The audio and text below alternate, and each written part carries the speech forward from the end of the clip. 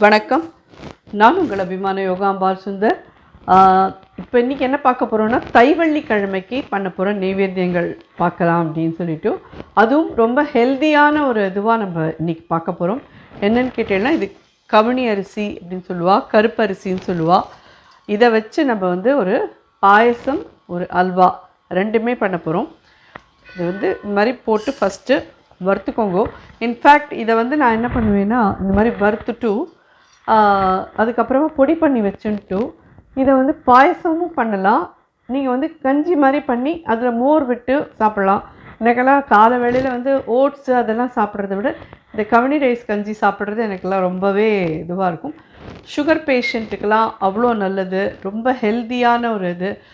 In fact இதில் சொல்லணுன்னா நிறையா அதாவது கேன்சர் செல்ஸ் எல்லாம் அழிக்கக்கூடிய இது கூட இந்த கருப்பு கவுனிக்கு இருக்குதுன்னு சொல்கிறா. ஸோ இது பார்த்தீங்கன்னா சுகர் பேஷண்ட்டுக்கெல்லாம் இதை எடுத்துட்டானா நல்லா வந்து சுகர் கண்ட்ரோலில் வரும். அட் த சேம் டைம் ரொம்ப நாளை பசிக்காது. ஸோ நமக்கு ரொம்ப நாளை பசிக்கலைனாலே நம்ம ஓவர் ஈட் பண்ண மாட்டோம். அதனாலேயே இந்த ரைஸ் எடுத்துக்க சொல்லி டாக்டர்ஸ் எல்லாமே சொல்கிறா. ஸோ நம்ம இதில் வந்து இன்றைக்கி ஒரு பாயசம் அண்ட் ஒரு அல்வா ரெண்டுமே எப்படி பண்ணுறதுன்னு பார்க்கலாம்.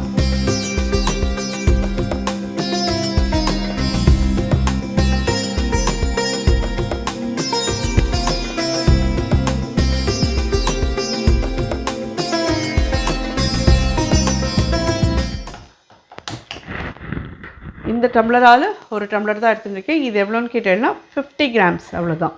இது வந்து வறுத்தேன்னா பட்டக் பட்டக் படக் படக்குன்னு வெடிக்கும், பொரியும் அரிசி. இது நல்லா தொடச்சிடுங்கோ ஒரு தடவை. அதாவது ஒரு நல்ல கிச்சன் டவல் இருக்கும் இல்லையா, அந்த கிச்சன் டவலில் ஈரப்படுத்திட்டு இந்த அரிசியை நல்லா தொடச்சிட்டு அதுக்கப்புறம் வறுக்கிறதுக்கு எடுத்துக்கோங்க. இந்த பவுடரை வந்து நம்ம இந்த மாதிரி வறுத்துட்டு பொடி பண்ணி வச்சுருந்தோன்னா நீங்கள் பாயசம்னாலும் பாயசம் பண்ணலாம், அண்ட் கஞ்சி பண்ணிக்கிறீங்கன்னா கஞ்சி பண்ணிக்கலாம். நம்ம நெக்ஸ்ட் ஸ்டெப் எப்படி பண்ணுறதுன்னு காமிக்கிறேன். இதெல்லாம் தான் வந்து அந்த நாளில் நம்மளுடைய பழைய பாரம்பரிய அரிசி வகைகளில் இருந்த இதுவே இதெல்லாம் தான். இன்ஃபேக்ட் அது பார்த்தீங்கன்னா செட்டிநாட்டிலலாம் இன்றைக்கும் வந்து மாப்பிள்ளை ஆற்றுக்கு வரார் அப்படின்னு சொன்னால் அவளுக்கெல்லாம் இந்த ஸ்வீட் பண்ணி இந்த கருப்பரிசியில் பண்ணுற இந்த ஸ்வீட் பண்ணாமல் இருக்கவே மாட்டா அவள் எல்லாரும். அந்தளவுக்கு ஹெல்த்தியான ஒரு இது இல்லாட்டாலுமே அவளுடைய முக்கியமான பண்டிகைகள் கல்யாணத்தில் எல்லாத்துலேயுமே இந்த கருப்பு கவுனியோட இது வந்து ரொம்ப அவசியம் இடம்பெற்றிருக்கும். அதெல்லாம் தெரியுறதா உங்களுக்கு? வெடிக்கிற மாதிரி இருக்கும் பாருங்க, தெரியுறதா? ரெண்டுத்துக்குமே ஆனால் கொஞ்சம் நல்லா அடிகனமான பாத்திரமாக எடுத்துக்கோங்க. அப்போ தான் அது வந்து நல்லா இதுவாக பண்ண முடியும் உங்களுக்கு. அதெல்லாம் தெரியுறது இல்லையா உங்களுக்கு? நல்லா படப்படப்படன்னு பொரியறது. அரிசியும் வந்து உங்களுக்கு வெள்ளை வெள்ளையாக ஆய்க்கிறது தெரியுறதா உங்களுக்கு? நல்ல வாசனை வருது எங்கேயும். இந்த ஸ்டேஜில் இதை அடுப்பை அணைச்சிக்கலாம். ஈஸியாக ஒரு 5 நிமிஷம் வறுத்தேலாம் போடும். இதை நல்லா ஆற விட்டு பொடி பண்ணி எடுத்துகிட்டு வந்துடலாம். அதே மாதிரி இது என்னன்னு கேட்டீங்கன்னா அதே கருப்பு கவுனி அரிசி தான். இதை வந்து நல்லா ஒரு 6 to 7 ஹவர்ஸாக நான் தண்ணி விட்டு ஊற வச்சுருக்கேன். இதை வந்து அரைச்சி தான் நம்ம அல்வா பண்ண போகிறோம், இதில் பாயசம் பண்ண போகிறோம். ஸோ இதை எப்படி இதையும் நல்லா ஒரு கப், இந்த கப்பால் ஒரே கப்பு தான், அதே 50 கிராம்ஸ் தான் இதுவும். இதுக்கு வந்து இந்த கப்பால் 3 கப் விட்டு தண்ணி விட்டு அரைச்சி எடுத்துன்னு வந்துடுறேன். இதை நல்லா பவுடர் பண்ணி எடுத்துன்னு வந்துட்டு உங்களை பார்க்கலாம். ஸோ நம்ம வறுத்த இந்த பொடி வந்து நல்லா ஃபைனாக பவுடர் பண்ணியிருக்கேன். பார்த்தீங்கன்னா நல்லா ஃபைனாக பவுடர் ஆகிடுது. நம்ம அரைச்சதில் பாதி எடுத்துக்கிறேன், நான் பாதி தான் இப்போ இது பண்ணிக்கிறேன் பாயசம் பண்ணுறதுக்கு. இதுலேயே ஒரு 4 ஸ்பூன் 5 ஸ்பூன் கிட்ட தேங்காயும் வச்சு தண்ணி விட்டு அரைச்சி எடுத்துக்கணும். இதை நல்லா திருப்பியும் தண்ணி விட்டு ஃபைனாக பேஸ்ட் மாதிரி அரைச்சி எடுத்துன்னு வந்துட்டு பார்க்கணும். ஸோ இது நல்லா ஃபைன் பேஸ்ட்டாக அரைச்சிட்டோம். இதை நிறைய பாத்திரத்தில் எடுத்துக்கலாம். நம்ம அரிசி எடுத்துன்றதுக்கு 3 பங்கு 4 பங்கு தண்ணி விட்டுருவோம். இது திக்காயிடும். ஸோ அதனால இன்னும் கொஞ்சம் கூட தண்ணி விட்டுக்கலாம்.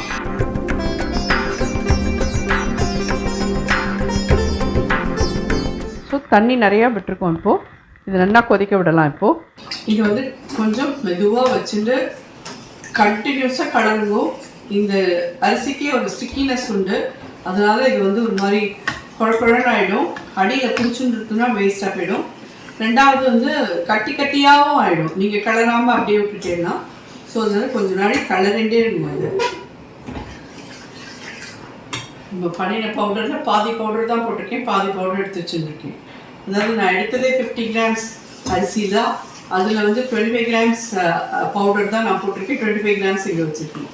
அதுக்கே எவ்வளோ இருக்குது பாருங்க. அதில் ஒரு 4 ஸ்பூன் தேங்காயும் வேறு சேர்த்து அரைச்சிருக்கோம். நம்ம இந்த கவுனி ரைஸ் வந்து நல்லா வறுத்தாலே அதுக்கு ஒரு தனி வாசனை. அது வறுத்ததை வந்து நல்லா வேக வச்சோன்னா அதுக்கு ஒரு தனி வாசனை. நம்ம இன்னைக்கு பாயசத்துக்குன்றதுனால நான் இதோட கூட தேங்காய் சேர்த்து அரைச்சிட்டு இருந்தேன். இல்லைன்னா ஜென்ரலாக இப்போ நீங்கள் வந்து ஒரு 2 டம்ளர் கிட்ட தண்ணி விட்டுட்டு அதில் 2 ஸ்பூன் கிட்ட பவுடர் போட்டு நல்லா இந்த மாதிரி கொதிக்க விட்டு எடுத்துக்கிட்டு அதுக்கப்புறம் அதில் மோர், உப்பு, பெருங்காயப்பொடி போட்டு நல்லா கஞ்சி மாதிரி பண்ணி சாப்பிட்றதில்ல. காலை வேளையில் சாப்பிட்டீங்கன்னா அவ்வளோ ஒரு ஹெல்த்தியான ஒரு இது, அவ்வளோ ஃபில்லிங்காக இருக்கும். நான் இது சொந்தமாக நான் எக்ஸ்பெரிமெண்ட் பண்ணி பார்த்துட்டு தான் சொல்கிறேன். ஆனால் லிட்டில் பிட் எக்ஸ்பென்சிவ் சைடில் தான் இந்த அரிசிலாம் இருக்குது. யாராலெல்லாம் வாங்க முடியுமோ அவெல்லாம் வாங்கி கண்டிப்பாக இதை பண்ணிக்கோங்க.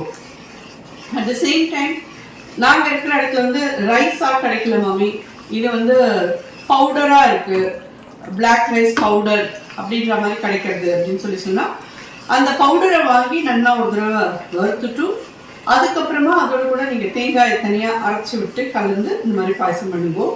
இல்லைன்னா கஞ்சி பண்ணுறீங்கன்னா அந்த பவுடரையே நல்லா வறுத்துட்டு அதுக்கப்புறமா நீங்கள் கஞ்சியாகவும் பண்ணி சாப்பிடலாம்.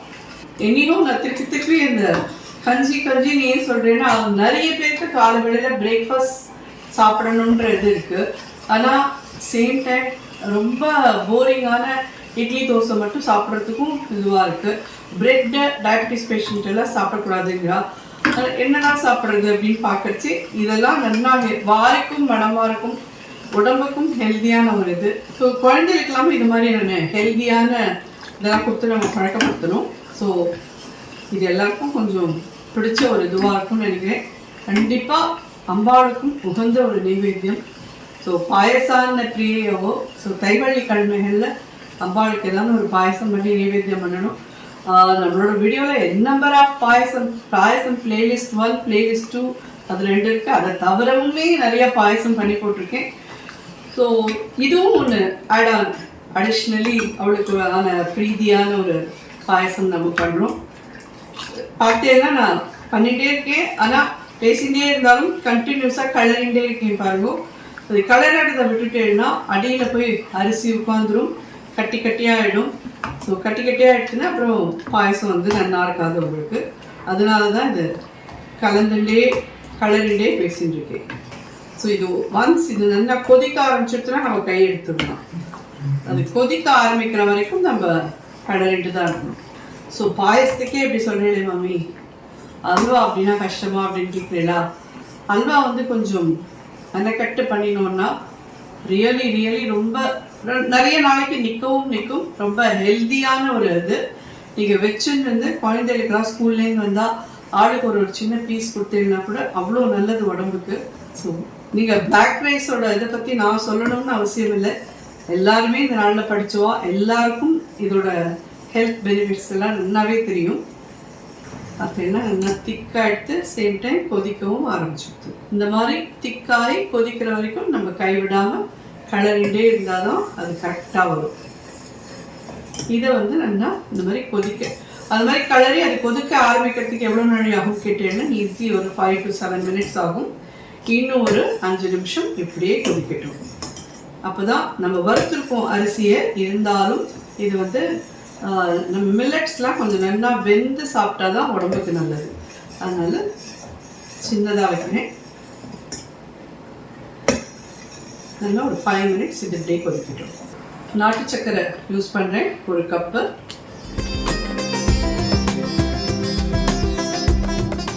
நல்லா நாட்டு சர்க்கரையோட எல்லாமே சேர்ந்து நல்லா கொதிக்கட்டும். ஒரு 5 மினிட்ஸ் கழிச்சு நம்ம பார்க்கலாம்.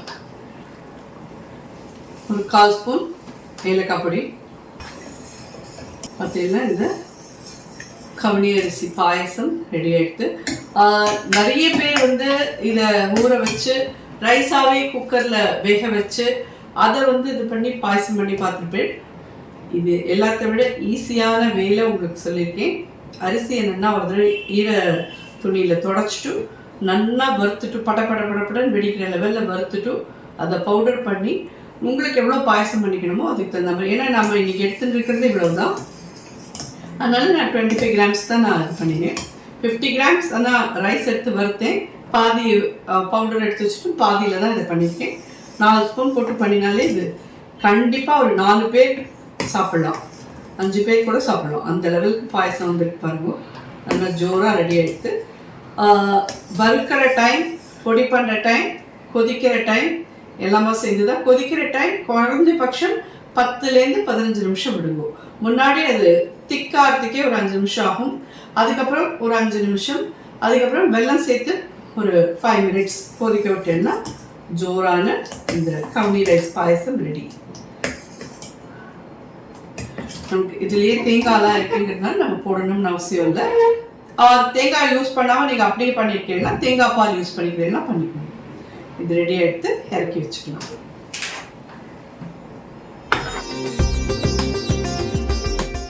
முந்திரி பருப்பு, பாதாம் பருப்பு. ஒரு வெள்ளிக்கிழமைக்கு நீங்கள் இதை பாயசமாகவும் ஒரு வெள்ளிக்கிழமைக்கு அல்வாவாகவும் பண்ணி நீங்கள் அம்பாளுக்கு நைவேத்தியம் பண்ணிக்கலாம்.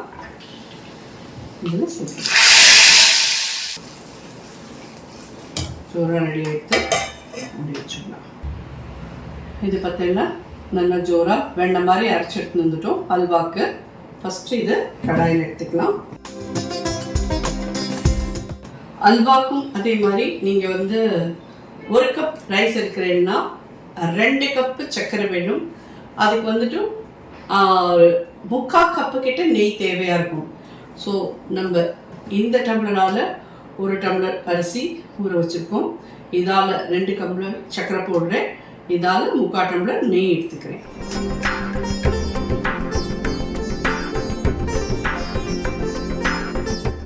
நல்லா வேகணும் அப்படிங்கிறதுனாலே நான் இதில் வந்து 3 கப் தண்ணி விட்டு அரைச்சேன், 1 கப் தண்ணி விட்டு வாஷ் பண்ணி எடுத்துட்டுருக்கேன்.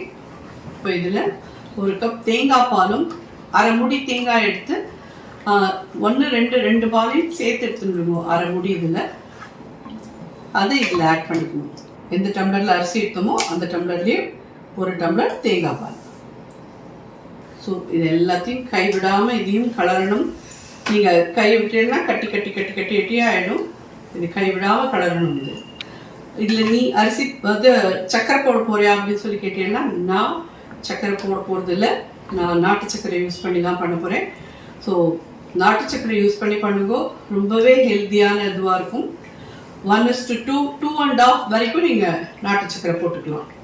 பட் இது வந்து கொஞ்சம் நாழியாக தான் ஆகும், கொஞ்சம் பொறுமையாக தான் நீங்கள் இதை பண்ணணும். அல்வா வந்து ஆயிடுச்சு அப்படின்ற மாதிரி நீங்கள் பண்ணிட முடியும்னு நினச்சிங்கன்னா முடியாது. நன்னா இது வெந்து ஒட்டாமல் சுருட்டின்னு வரணும். அந்த அளவுக்கு இதை நன்னா இது பண்ணி தான் ஆகணும். அட்லீஸ்ட் மினிமம் ஒரு 1/2 an hour ஈஸியாக ஆகும். ஸோ கொஞ்சம் திக்காக இருக்குது. இந்த ஸ்டேஜில் நம்ம வெல்லம் ஆட் பண்ணலாம். 1, 2 நான் 2 யூஸ் பண்ணுறேன். 2.5 வேணுங்கிறவா நல்லா திதிப்பாக வேணுங்கிறவா 2.5 யூஸ் பண்ணிக்கோங்க.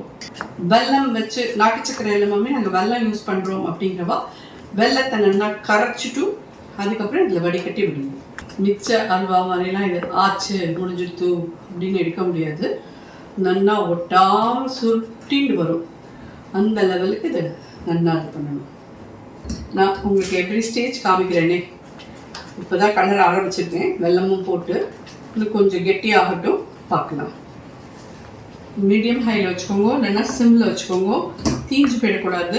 ஸோ நல்லா சின்னதாக வச்சு பண்ணினேன்னா தான் நல்லா வரும். இந்த மாதிரி கெட்டியான திரும்ப இந்த ஸ்டேஜில் இதில் நெய் விடலாம். 3/4 கப் எடுத்துட்டுருக்கேன். 1 ஸ்பூன் விடுறேன். இப்போது கொஞ்சம் கொஞ்சமாக விட்டு தான் கலரணும். இதை அப்சர்வ் பண்ணிக்கும் ஒரு ஸ்டேஜ்லேயும். அப்புறம் கடைசியில் பார்த்தேன்னா இது அத்தனையும் அப்படியே கட்டிடும். எஸ், நான் வந்து ஃப்ரெஷ்ஷோட கவு கீயை விட்டு தான் பண்ணுறேன். வாசனையாக இருக்குது. பாட்டில் எடுத்துக்கலையே மாமி அப்படின்னு சொல்லி கேட்குறீங்களா? பாட்டில் வந்து யூஸ் பண்ணிட்டுருக்கேன். உங்களுக்கெல்லாம் அதெல்லாம் மறைக்க போகிறதேன்னு வேறு எடுத்து வைக்கல, மறந்து போயிடுது மெயினாக. ஸோ இப்போ பாதியில் எடுத்து வச்சீங்கன்னா அது சரியாக வராது. துணி மாதிரி இப்படி பிடிச்சிட்டு இதனால் கலருக்கு போகும். பட் ஒரு 50 கிராம்ஸ் இதுக்கே எவ்வளோ வந்துருக்கு பாருங்க.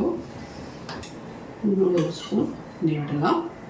இன்னும் கொஞ்சம் கெட்டியாகிட்டும் பார்க்கலாம். பார்த்தீங்கன்னா இந்த ஸ்டேஜ் நல்லா கெட்டியாக இருக்குது. இன்னும் ஆனால் கலரணும், இது பூராது. ஏலத்தை விட்டு தனியாக ரவுண்ட் அடிக்கிறது பாருங்க. இந்த ஸ்டேஜில் இதில் பாதாமும் முந்திரியும் வறுத்துருக்கேன், இதில் ஆட் பண்ணுறேன்.